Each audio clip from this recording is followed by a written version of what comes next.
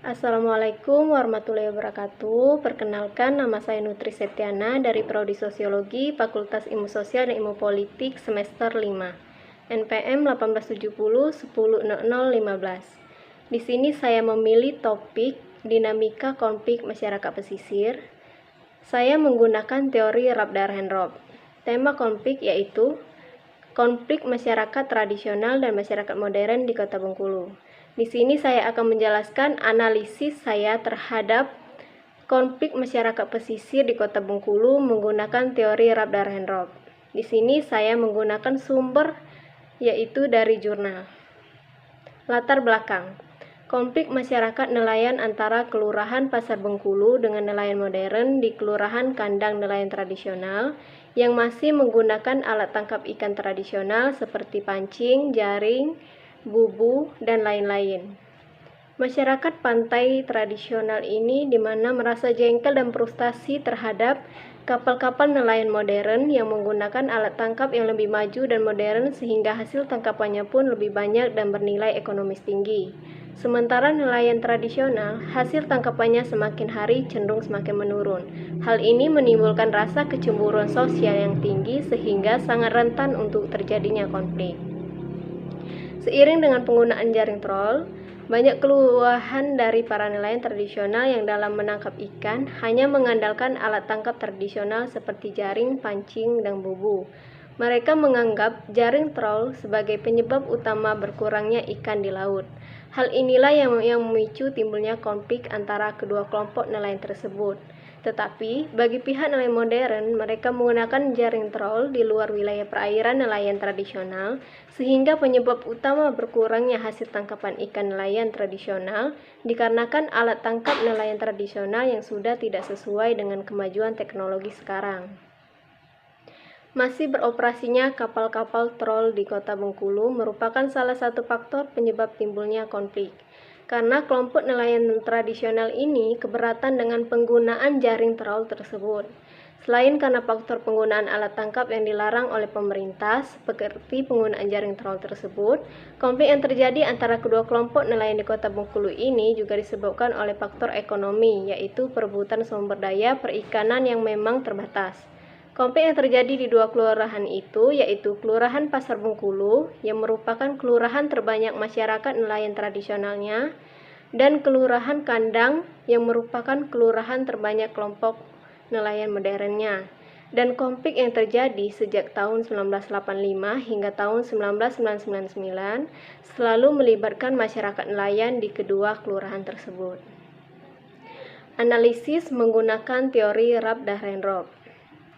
Dalam dinamika konflik pada masyarakat pesisir, Kelurahan Pasar Bengkulu dengan nelayan modern di Kelurahan Kandang, teori Rabdarhenrop tentang adanya konflik class adalah sangat tepat, di mana seperti halnya konflik yang terjadi antara nelayan tradisional dan nelayan modern di Kota Bengkulu, di mana nelayan modern sebagai pemilik kekuasaan mencerminkan pihak otoritas atau penguasa, sedangkan para nelayan tradisional mencerminkan pihak yang dikuasai.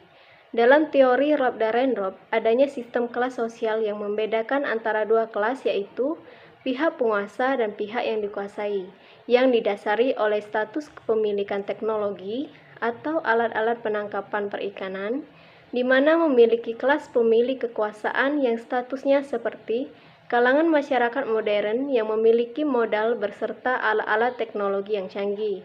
Sedangkan kelas yang dikuasai di sini yaitu kalangan para nelayan tradisional yang masih menggunakan alat tangkap ikan, hanya mengandalkan alat tangkap tradisional seperti jaring, pancing, dan bubu. Sehingga bagi Rabdarhenrop, situasi seperti inilah merupakan pertentangan yang termasuk ke dalam bagian kelompok sosial, yang dimana terbagi atas kelompok semu, kelompok kepentingan, dan kelompok konflik sosial. Di mana bagi Rabdarhenrop, kelompok semu adalah sejumlah pemegang posisi dengan kepentingan yang sama tetapi belum menyadari keberadaannya. Dan kelompok karena kepentingan inilah melahirkan kelompok konflik sosial, sehingga dalam kelompok akan terdapat dalam dua perkumpulan, yakni kelompok yang berkuasa atau atasan dan kelompok yang dibawahi yaitu bawahan. Kedua kelompok ini mempunyai kepentingan berbeda.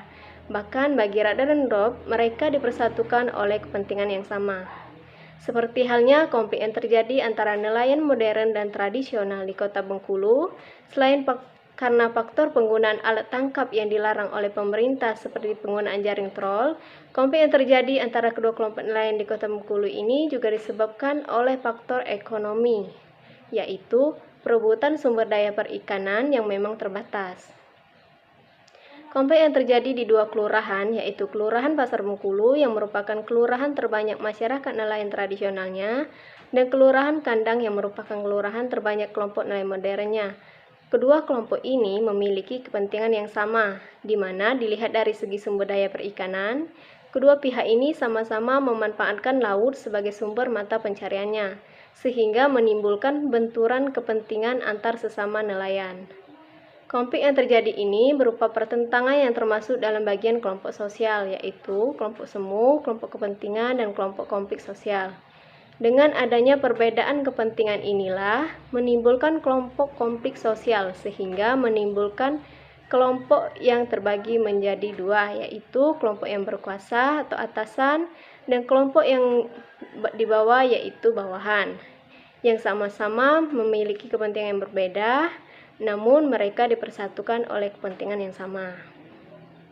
Sedangkan sumber penyebab konflik, menurut pandangan Raab Dahrendorf, ia melihat adanya penyebab konflik diakibatkan karena adanya benturan kepentingan dan adanya ketidakadilan.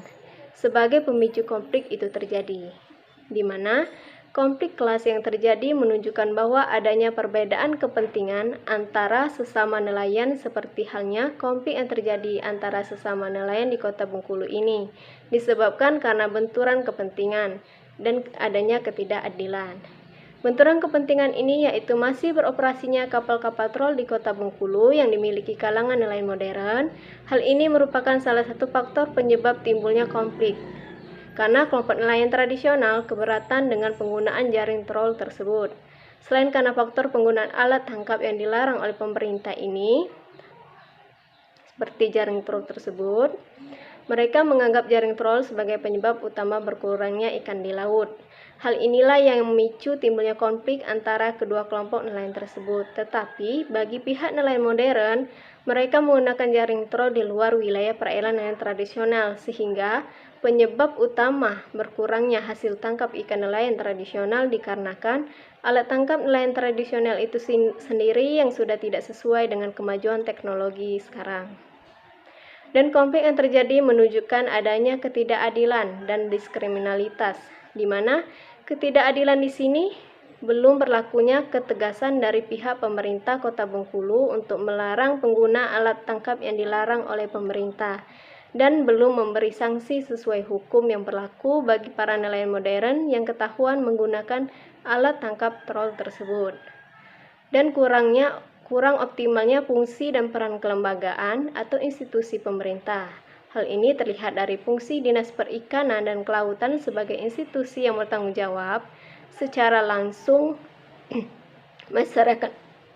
terhadap masyarakat nelayan, kurang peka terhadap keluhan-keluhan yang disampaikan oleh masyarakat nelayan tradisional berkaitan dengan penggunaan alat tangkap yang dilarang, pelanggaran jalur penangkapan oleh nelayan modern, hingga kepada pembinaan kepada para nelayan terkesan masih bersifat formalitas semata dan setengah-setengah. Kesimpulan, konflik yang terjadi antara nelayan tradisional di Kelurahan Pasar Bengkulu dengan masyarakat modern di Kelurahan Kandang disebabkan oleh beberapa faktor, yaitu masih beroperasinya kapal-kapal trol milik nelayan modern walaupun penggunaan alat tangkap tersebut telah dilarang oleh pemerintah. Keberatan nelayan tradisional akan penggunaan alat tangkap trol tersebut antara lain dapat merusak kelestarian sumber daya perikanan, merusak habitat dan daerah penghijauan udang, merusak jaring-jaring nelayan tradisional yang dipasang di pinggir pantai karena pengoperasian trol sepanjang bibir pantai. Hasil tangkapan sampingan berupa ikan-ikan yang memiliki nilai niaga yang rendah lebih banyak dari hasil tangkapan utama, yaitu pelanggaran jalur penangkapan oleh nelayan-nelayan modern, khususnya kapal-kapal trol ke wilayah perairan nelayan tradisional. Hal tersebut berkaitan dengan perebutan sumber daya perikanan yang memang sangat terbatas.